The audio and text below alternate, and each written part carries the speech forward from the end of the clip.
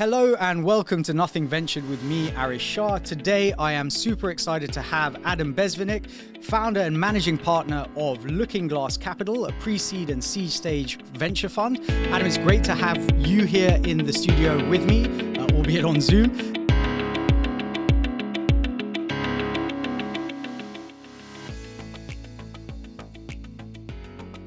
So we're going to start off with our primer. So could you give us a quick rundown of your own background, and then we'll jump into the fund and what it does?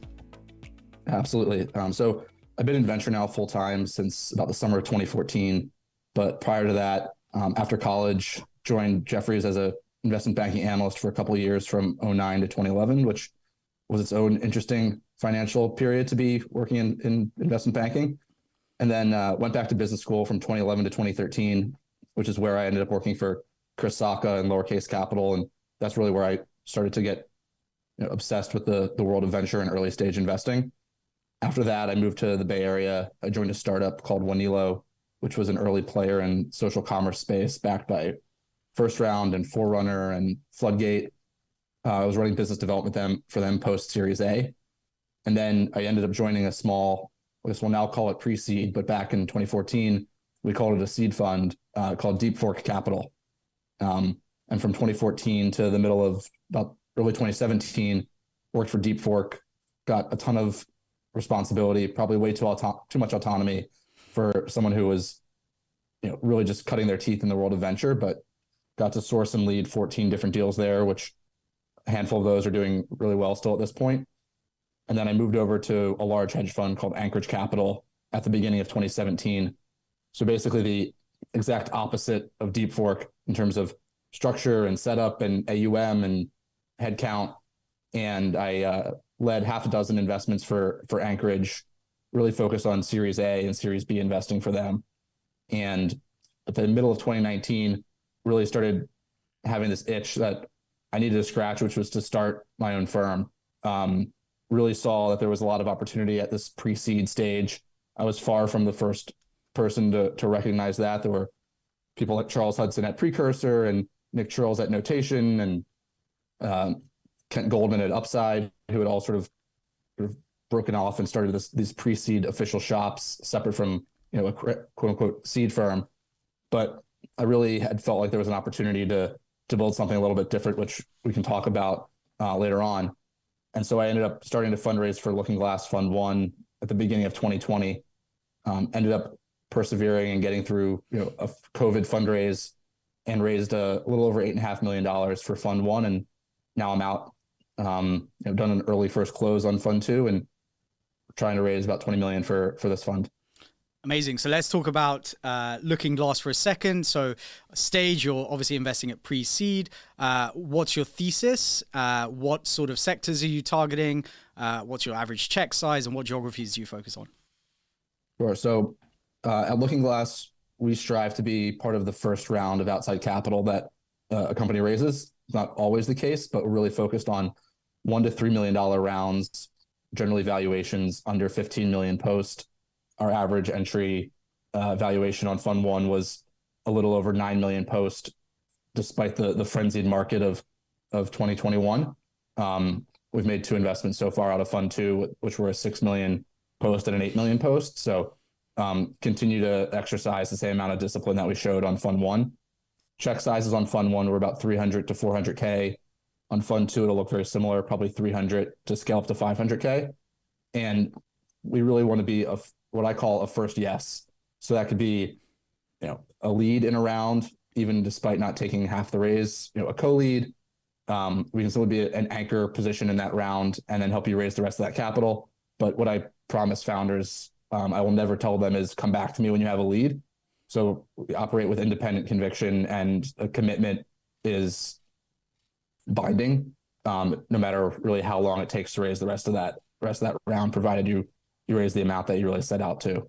Thematically, we're investing in healthcare, climate, and then this third theme that I call empowerment, which for me includes education, tools and platforms, specifically serving small and medium-sized businesses, and then products that enable access, identity, or self-expression in some way. And all of these businesses are pure play software or software driven across these categories. really don't participate in any of the sort of deep tech or frontier tech that you might see in climate or healthcare. And then geographically, to date, we've made 26 investments across Fund 1 and Fund 2. All but 2 have been in the US. The other 2 were in Canada. But we've invested sort of geographically agnostically across the United States, from large markets like New York and the Bay Area to smaller markets like San Diego, California, or Durham, North Carolina.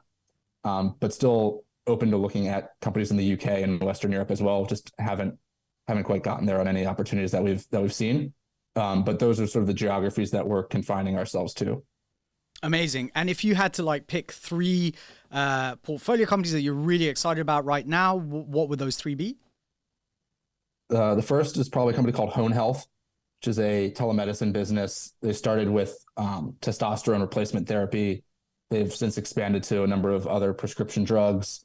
They're about to sort of move into women's hormonal health as well.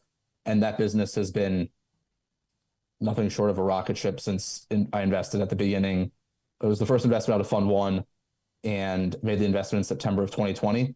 And that business is doing tens of millions of dollars, multiples of tens of millions of dollars in recurring revenue at this point.